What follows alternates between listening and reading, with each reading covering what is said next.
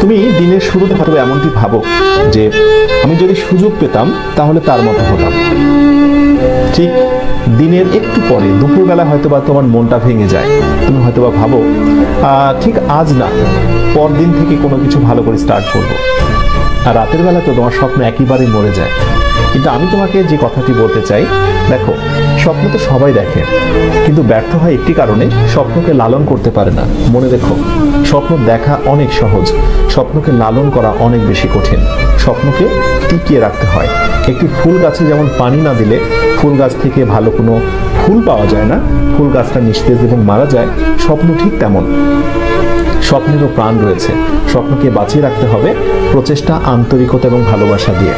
উদ্যোগ নাও, প্রচুর পরিমাণে পরিশ্রমী হও, চোখের ঘুমকে বিদায় দিয়ে দাও। প্রতিদিন 6 ঘন্টার উপরে ঘুমিও না। খুব কাজ ছাড়া অকাজে গোসিপিং করো না। নিজেকে নিয়ে একটু সময় দাও।